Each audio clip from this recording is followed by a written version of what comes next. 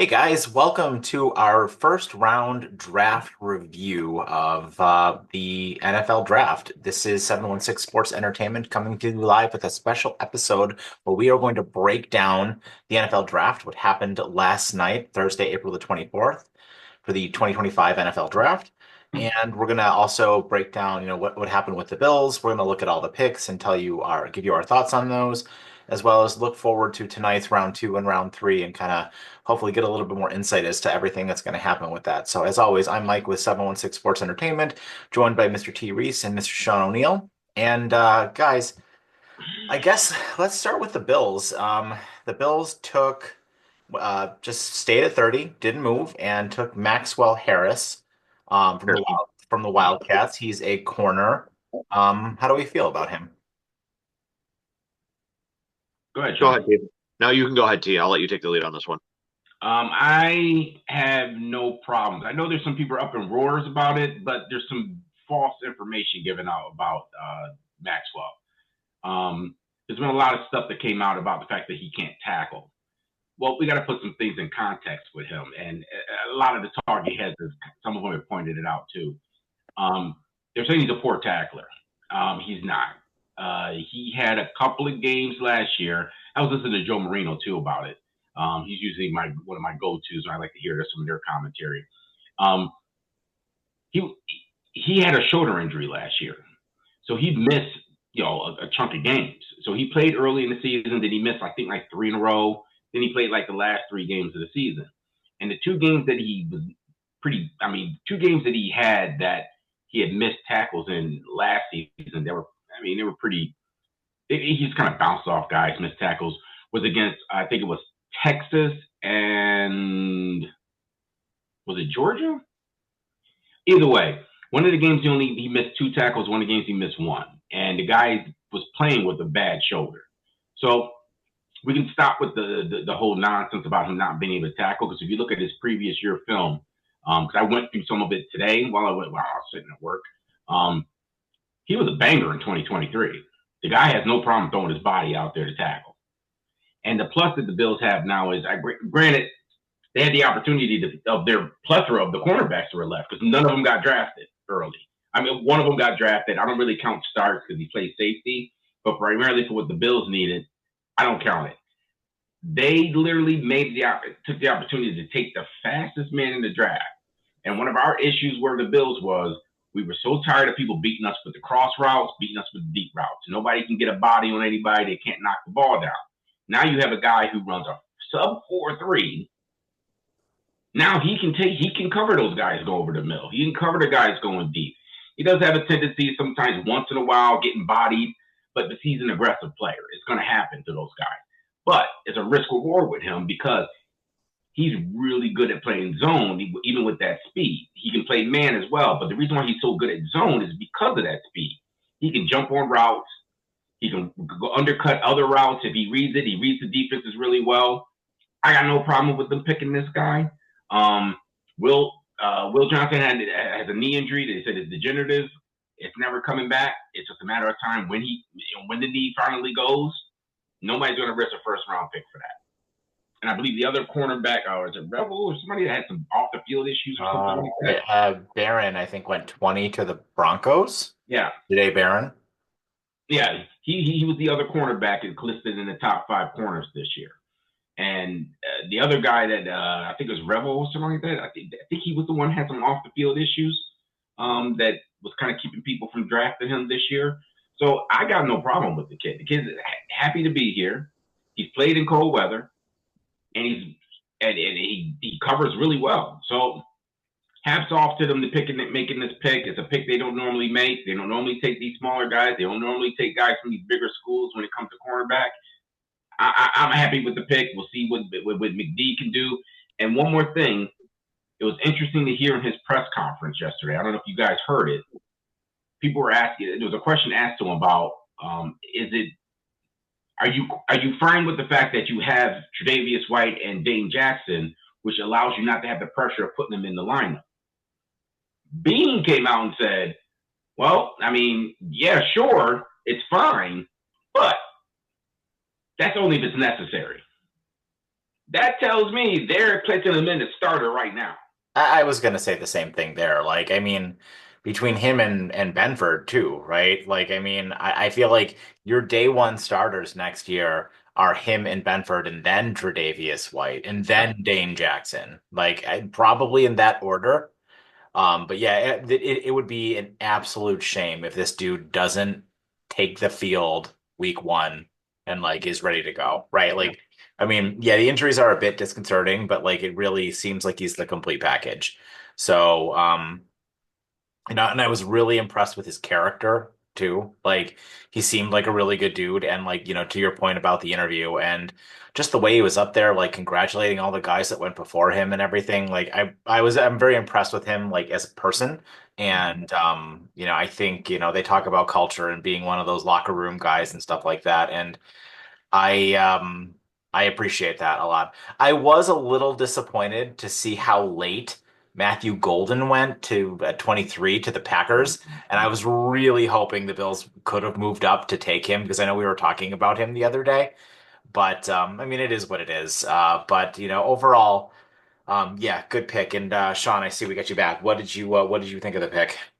Um, I think that for where the Bills picked in the draft with what they were going for, I think they definitely got something that is going to fill a huge need on their defense. I know I missed what you guys just said because I crashed there, but I the guy's incredibly quick. And that's one of the things I heard people talking about a lot today when I was looking at stuff was how much the Bills got burned by Xavier Worthy in that playoff game against the Kansas City.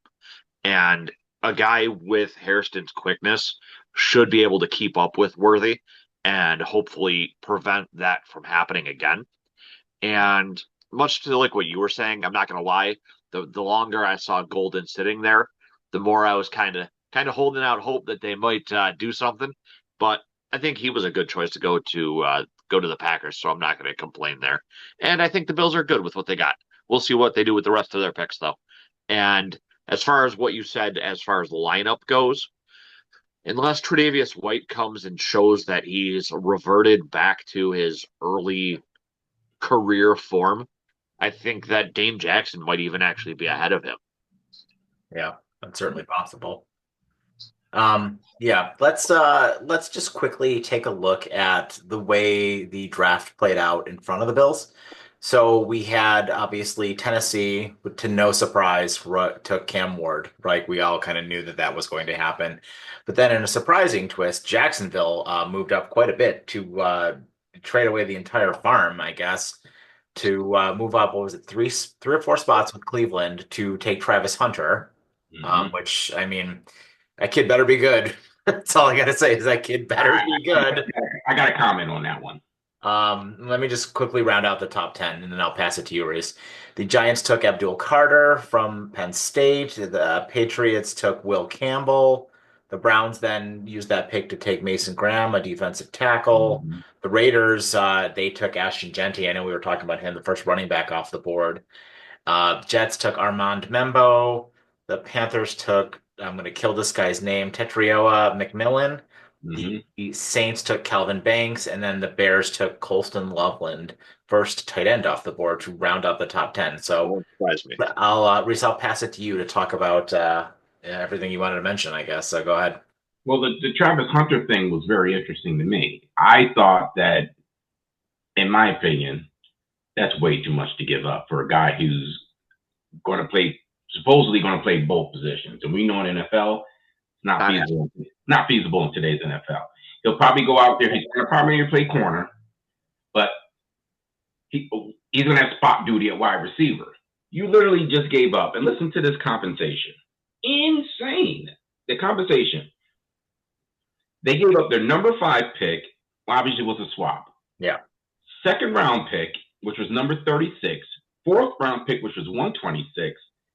And then the first round pick for next year. To move up 3 spots. Not to mention a player who's not going to be playing full time on one side of the ball. I mean, the kid is a freak. Like, Yeah. I mean, that's what everybody is saying about him. Like, he's gonna be awesome, but I just worry, like, you use him as a gadget player, he's going to play on both sides of the ball. He's going to get hurt. Like he's going to get hurt because like the competition in the NFL and the types of players he's going to go up against are so much bigger and stronger than the kids he went up against in college. He played for Colorado too. It's not like he played for one of these top teams either. In the SEC. So Yeah. he's as much as he says he wants to play both positions, few years down the road, he's going to end up being a goddamn special teams player if he doesn't show something right off the bat. Especially on a team like Jacksonville, who has a penchant for ruining people, because we all know that after the dumpster fire of teams that is Cleveland, Jacksonville's a pretty close second as far as ruining players. So I just Travis Hunter is setting himself up, I think, for I won't necessarily go as far as saying failure, but I think definitely a letdown if he really thinks he's going to be playing both sides of the ball. And before we go on with talking about top 10 people, I just want to mention I think that Ashton GT going at number 6 to the Raiders threw off how some of the picks for this first round sort of went, because I don't know how it felt to you guys, but it definitely felt like a little bit of a weirder like type of draft this year. Yeah. And the problem that I have too now, I mean, outside the Travis Hunter thing, I mean, that's a lot to give up for a player like that. And I thought that for Jacksonville, they didn't need another receiver. They didn't need a corner, but there's no way you're meeting both those needs with this kid. I mean, the grind of the NFL, it'd be almost impossible for him to do both sides. So he's going to get spot duty at wide receiver, I'm pretty sure. He's going to primarily be playing corner. You just kicked over your future. And in my opinion, he's not the number one cornerback in the draft. So you just gave up a fortune for a guy who's not really considered the number one corner. He's just considered because he's a two-way player. So go ahead. You think even though he's listed as a wide receiver on there as the first thing, you think he still plays more at corner? He's going to play corner. Or I'm sorry, I reversed it. They said he's going to be playing wide receiver. He's going to get spot duty at cornerback. So you're literally going to be paying for a guy who's not going to be able to play both sides, and the compensation you gave up for him was insane. If I'm a coordinator, I don't want him playing both spots. Think about the injury risk you're putting him at by doing that in the NFL. This isn't, like I said, this isn't him playing in Colorado where he's going up against, God, I don't even know who Colorado played this year, like some scrub JV teams. This is Jacksonville playing up against your Kansas Cities, your Baltimores. He's going to get lit up. Well, 6 games in that bad division. I mean, that is one thing, right? And I think them taking a player of this caliber, though, because like if you look at it, no one knows how Cam Ward is going to do. Like that's completely unknown. You never know how a rookie quarterback is going to jump to the NFL. This guy was not going to be like, no one's saying he was like the next Andrew Luck, right? Or like anything else like that. So no idea how Cam Ward is going to look, but I mean, Houston and Indianapolis did not have a top 10 pick, and Indianapolis took a tight end, like whatever, right? And Houston, what did they? Did they even have a first round? I don't even think they had a first round pick, did they? They took. Hold on. They didn't have a first round pick, I don't think. They did not. Yeah. So I mean, like Houston's not going to be any. Houston looks actually like they're going to be a lot worse, So, I mean, given that we talked about Dell the other day and Diggs is off the team too, right? So, I mean, Houston's got one guy. I mean, yeah, that one guy is a monster, but I mean, their running back is a year older now too. So, and he, I don't think he wasn't as great as everybody thought he was going to be. What's his face? Who came from Cincinnati. So, I mean, if Jacksonville can get their shit together, Jacksonville can very easily win this division. Because this division screams like it's very winnable, right? Yep. Jacksonville is one of those teams that finds a way to shoot themselves in the foot, though. Like I mean, how many? Yeah, they're the AFC South Chargers. They really are. Look at every year. The talk in the AFC South is this Jacksonville's year to win it? And a lot of times they'll start out really well, and then by the end of the season they'll be tied for last. Yeah, Well, I mean, yeah. the other pick that I wanted to mention was the Ashton Genty pick. Now, I really like the kid. I wish the Bills would have had an opportunity to take a shot at him. But people aren't realizing. First of all, you drafted him too early. You drafted a running back number 6 overall. Outside of all the needs that the Raiders have right now, they need help on defense, they need help on their O-line, and they need wide receivers. And you go and get a running back. Not to mention, here's the kicker. His rookie contract makes him the number 2 paid running back in the league. Yep. That was way too high of a pick for a team that didn't need to fill that spot. Who's the starting quarterback for the Raiders this year? What's his name? Geno Smith. Huh? Geno Smith. Yes, Geno Smith. Is it really? Yeah. Yeah. Because you don't draft a quarterback? Like what are you doing? Like the Raiders need a quarterback. Because with Pete Carroll going there, they're going to lean heavy into the run. Yep. And then they're going to throw the ball on the 1 yard line for an interception. But you might as well have freaking kept the previous coach then. Like what was I kind of think that he got a raw deal to begin with. That we could talk about the Raiders another time, but getting way off topic here. But I mean, it's just I don't know, it's super interesting. But yeah, I mean, nothing really jumps off the page at me in the top 10. We talked about it yesterday on Wednesday about how the Patriots were likely going to go offensive line. That kind of made a lot of sense, right? Mm-hmm. And it surprised me that the Jets really didn't do anything stupid. I mean, they took an offensive line as well, but I was kind of expecting them to go take Shedeur Sanders and be really stupid about it because they're the Jets. But they didn't do anything stupid either. It seemed like a very safe draft. Like a lot of teams just took a lot of very safe players, a lot of defense. The Bears taking the tight end at 10 kind of surprised me. I wasn't really expecting that. I figured the Bears had bigger needs than that. They need weapons though. The Bears need weapons. Yeah. The other thing is that I got to say I was real disappointed that it was the Dolphins that got Kenneth Grant. Yeah. I mean, that's high though. I mean, they took him at 13. Well, here's the kicker. He wasn't even slated to even go at 13. I think he was on the Bills' radar to pick around.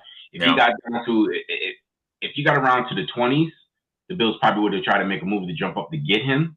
Mm-hmm. He wasn't supposed to go at 13. He was drafted way too high. But the problem is, okay, number one, we're Bills fans. I think I'm always going to think conspiracy when it comes to other teams in our division, and I think they only drafted him because they knew the Bills wanted him. I had that same thought.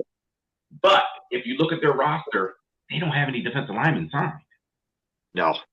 They got nobody. Yeah. So it makes sense. But just at 13, if I was them, I'm surprised they didn't look to trade back just to get some more picks because they got their defense. They have no defense. Like not even talking in terms of names. I'm talking in terms of starters and depth. They have no starters. Yeah. So I'm surprised they didn't trade back a bit because they probably could have got Grant later on. But they decided to stay in that spot and draft him anyway in the spot that I thought he might have been drafted too high. The other one, you brought up the tight end for the Bears, and Mike touched on it. When you have a young quarterback, same thing we needed to do for Josh. You got to give him weapons. Yeah. Defense has to come second. Defense has to come second because you got to win. Either way, your organization is tied to your quarterback. Yeah. So that should be the first goal. So it made sense to me. The Loveland thing was interesting because I think that what's the other kid's name here? Warren. Was it Warren? Yes. I think Warren is actually slated as supposed to be drafted. Yeah. And they went after the Loveland guy, who's kind of similar to Kincaid. He's fluid with running his routes. But the kid, Warren, Penn State used him everywhere. The dude blocked, ran out for passes. I mean, he could do it all. I'm just shocked that he didn't go that route. But hey, listen, I can't be mad. They addressed the need. Hats off to them. But you're right, Mike. I mean, the only thing in the first round that wasn't safe was that whole jumping up for Travis Hunter. Yeah. That's the only thing I think that Jacksonville is going to do Jacksonville things. And just like they did 2 seasons ago, 3 seasons ago, when they signed all those players to those ridiculous contracts and none of it panned out, Yeah. they're putting themselves in the same spot again. Yeah. The next 10 picks rounded out. The 49ers took Mikael Williams, which I don't know what the hell the 49ers are doing taking defense. Like, I mean, they need so much help on the offensive side of the ball, but all right. The Cowboys took an offensive lineman in Tyler Booker. That's actually smart for the Cowboys because their Protect them. offensive line has been pretty bad. We mentioned Kenneth Grant to the Dolphins. The Colts took a tight end, Tyler Warren. I think that makes sense for them because they need help on the offensive side of the ball. Falcons are a dumpster fire. They took Jalen Walker. The Cardinals went defense. They took Walter Nolan as a D tackle. The Bengals went defense as well. That's interesting. I mean, their defense was like bottom of the barrel last year. They took Yeah. Shamir Stewart. The Sean Seahawks took an offensive tackle, Gray Zabel. The Bucks took a wide receiver. That was kind of surprising to me because I felt like the Bucks needed defensive help, but they took Emeka Ekuba. And the Broncos took Jada Barron, who was a corner, which I guess defensive help. But then again, the Broncos are another one of those teams. I was kind of thinking, like, why aren't you getting offensive help for your young quarterback? And then I'm just going to go to 21 just because I talked about this so much yesterday, or on Tuesday or Wednesday rather. But the Steelers took Derek Harmon and they did not take Shador Sanders. What the F? What the F? So what do you guys feel about the next batch? That's what Pittsburgh does. That's all they do. That's all they care about is defense. It really is. But I thought it was a lock. And I was watching all these TikToks of like all these Steeler fans who were like ready for it, and then they were like throwing shit at their TVs. Yeah, It's so funny. I got for it. So it's not as bad as me getting called out for my Sanders pick, where I thought Sanders was going to go in my one chat that I was in. I predicted the surprise to be the Chargers to grab Sanders, only for them to then trade to number 22 and not pick Sanders. So I got called out on that one in a couple chats. So yeah, I don't understand that. I mean, but it's Pittsburgh. I mean, I don't understand it as far as philosophy wise for your team. Because you're right, Mike. You need offense. They don't even know who their quarterback is going to be yet. You literally have players on the team calling out the organization, being like, "Yo, who's going to be our freaking quarterback?" Well, it's going to be Rodgers. But they're Russ Wilson there, right? No, I think he's in New York. Oh, that's right. He's in New York. Who's the quarterback? So that's right. They don't even have. Who's the starting quarterback for Pittsburgh right now? Is it Mason Rudolph? I think so. It's going to end up being Aaron Rodgers. I mean, probably. I think it's Mason Rudolph. But he's not a Pittsburgh type player. So, God's honest truth with the second round coming up, it still very well could be Shador Sanders. It's possible. Absolutely. Well, I mean, looking at the second round, we'll round out the first round in a second here, but just quickly looking at the second round, the Steelers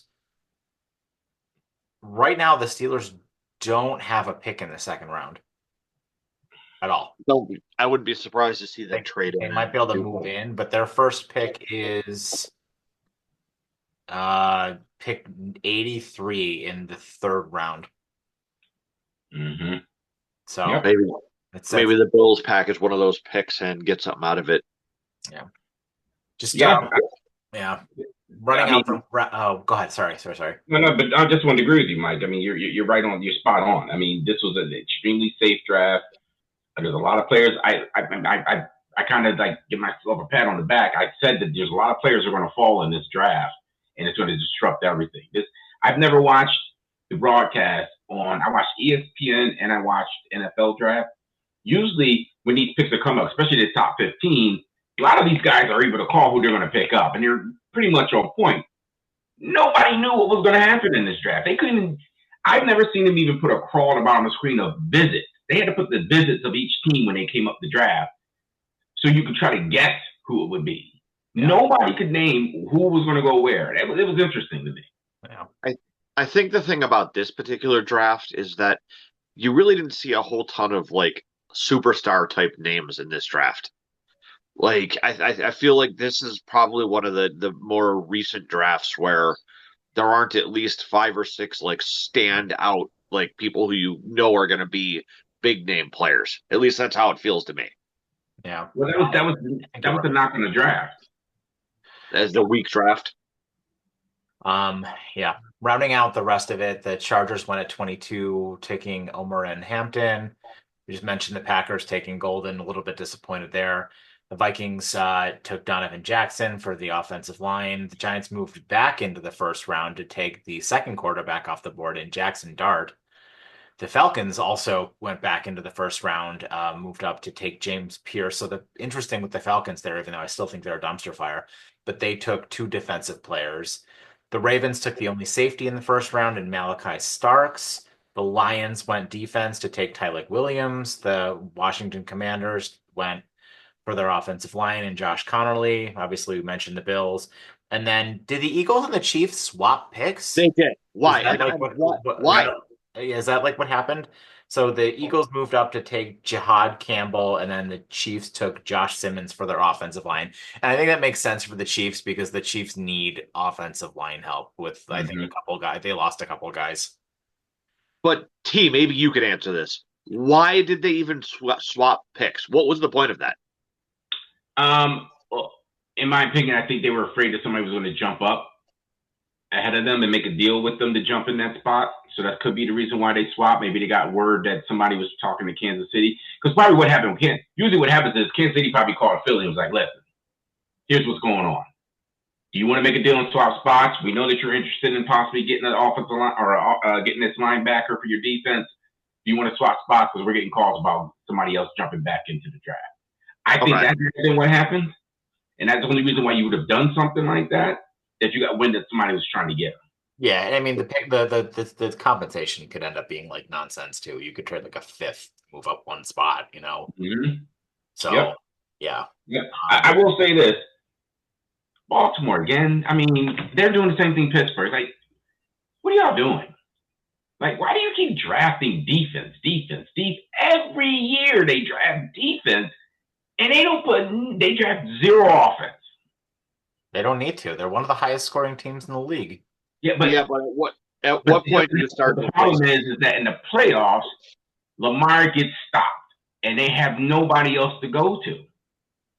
That's why they lose in the rounds against the Bills. They have not enough weapons. And well, I mean, let's not call a spade here, though. They lost to the Bills because of Mark Andrews dropping a surefire thing. I mean, let's be honest here, right? Like the Bills got lucky. The Bills, I mean, no one's saying that the Bills might not have gone down and with like a minute and a half left and kicked a field goal to win that game, but you don't know. You know how McDermott gets like when there's like no time left and he's got to like play scared. I had a horrible fear that if he caught that and that game was tied, the Bills were going to lose because of the way McDermott coaches. But to your point though, yeah, I mean, should you continue to add on offense? Yeah, I mean, probably not. But you were saying the other day about Derrick Henry getting old as well. Like, do you look to maybe replace that position eventually, or get another guy in the backfield? Or, I mean, their offensive line could use a little bit of help too, in Baltimore. And what's his face? Their one wide receiver missed like half the season as well with an injury. So, well, I mean, again, the thing I'm saying about Baltimore is the fact of they struggle in the playoffs because of the offense every year. Their defense always shows up. They just can't score points on offense. Think of it each time they've lost to the Bills.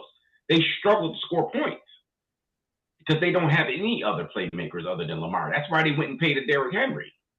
So you didn't do anything to help your offense out. You just stacked your defense again. That's fine. Go ahead. I thought it was a waste to draft a safety at that spot considering you got Kyle Hamilton. Yeah. Now you got two safeties, and eventually you're going to have to pay both of them, which you're not going to do. You're wasting a draft pick there.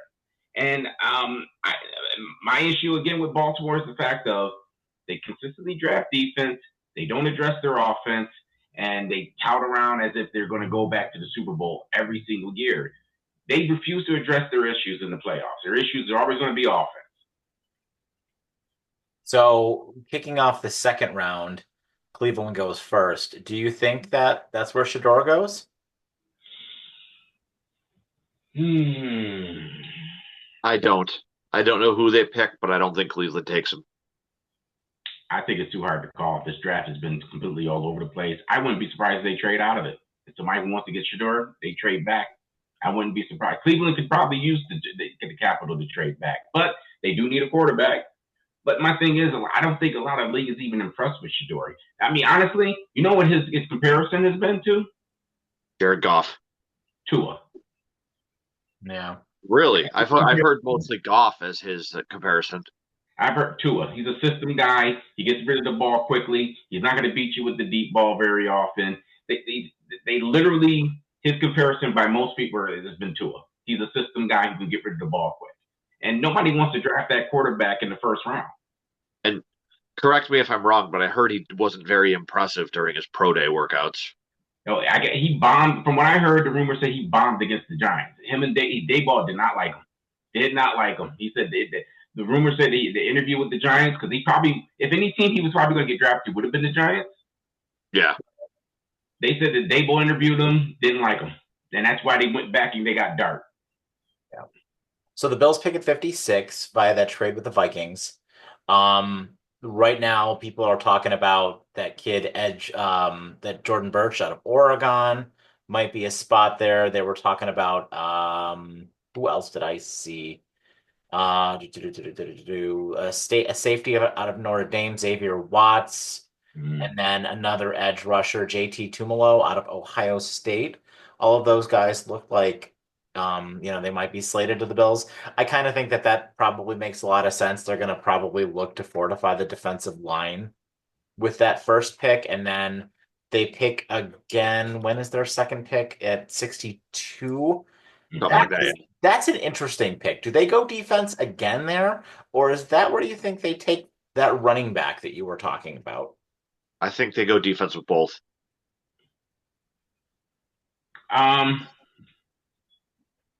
It's possible. I don't think they're making two picks in the second. I think that one of those seconds are getting traded. Down or up? Up. I think they're gonna. I think the picks are very close. So if anything, the most value one would be the 56 pick. I can see them probably trading that to jump up in the draft. They're still gonna have the 62 pick, and I think that they're gonna go after the defensive tackle, So or they may very well go after a defensive an edge rusher. We said they didn't have a third round pick, right? So I wouldn't be surprised if one of those fell back into the third too. Well, here's what I'm going to say. There's a rumor that the Bills and Giants have been in talks for Thibodeau. The Giants just drafted another edge player in Abdul Carter. And there's rumors, because there's no space, because they got Abdul Carter and they got Burns. Remember, they signed Burns last year. They just signed Abdul Carter. And you got Thibodeau, who was a first-round pick the year before. So now you got to play for defensive ends, and you need to fill other spots. So the rumor is that the Bills have been in talks with them for possibly trading for Thibodeau. Again, this is rumors. Maybe they give up the second because they were going to draft the edge in that spot anyway. Maybe you give up a second to bring in Thibodeau, or maybe you get a third back. Yeah, they're saying that the best available players right now at the edge, if we were talking just edge, Mike Green, Donovan Eziraku, Landon Jackson, Kyle Kennard, Jordan Burch, who we just mentioned, and Princely.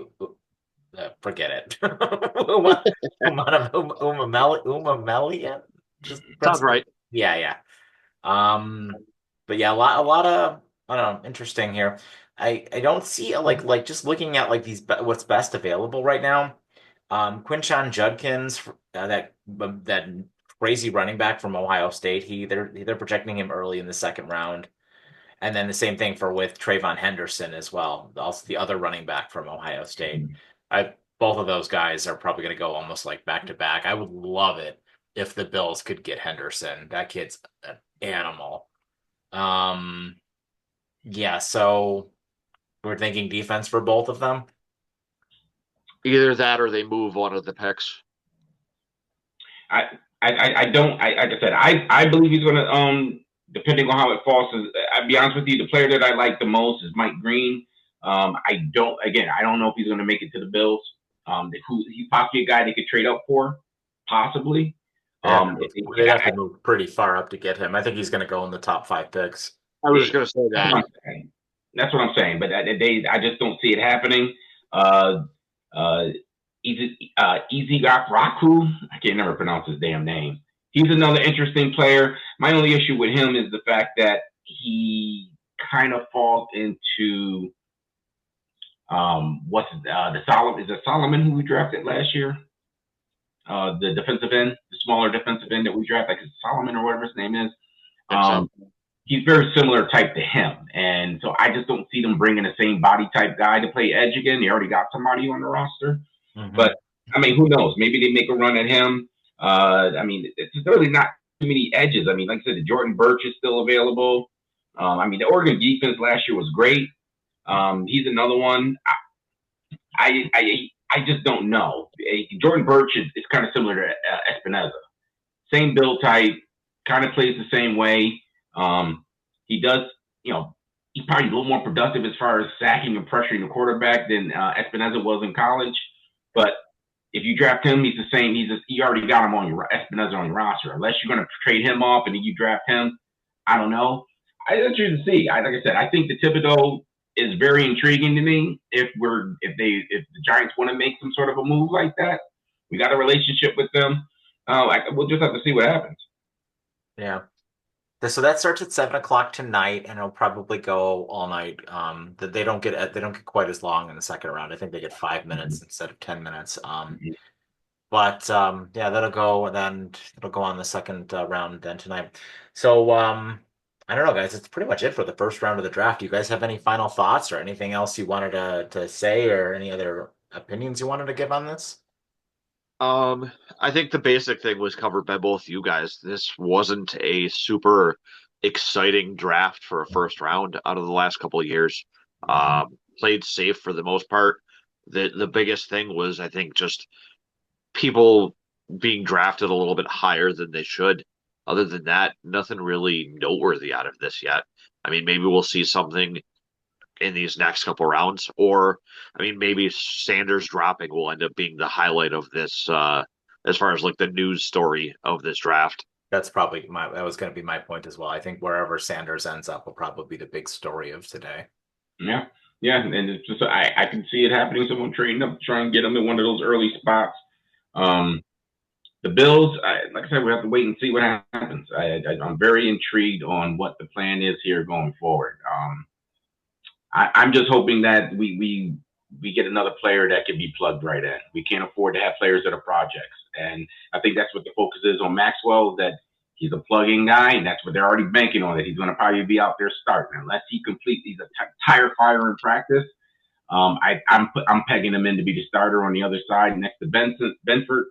I don't know. I mean, like I said, there's still rumors about even stuff's coming up about freaking Cook still like being traded. I mean, you're seeing rumors and smoke about that. I don't know if it's going to happen. I don't think I just don't see there's a running back that's listed that you're going to draft that's going to replace him. I'd let him play out the last year and let him go. If you're going to have $15, kick rocks. Yeah, I completely agree with that. Like, let him play out the last year and let him go somewhere else and get the money that or get half the money that he thinks he's worth, because I don't think he's not worth the money that he wants. Running backs are a dime a dozen, and I'm just not about paying a running back. I'm not that much. Not in 2025. You don't pay a running back that kind of money in 2025. Every instance where you've seen that happen, the team has looked like a dumpster fire. Mm-hmm. Sorry, don't do it. Do not cave to that. Do not pay him.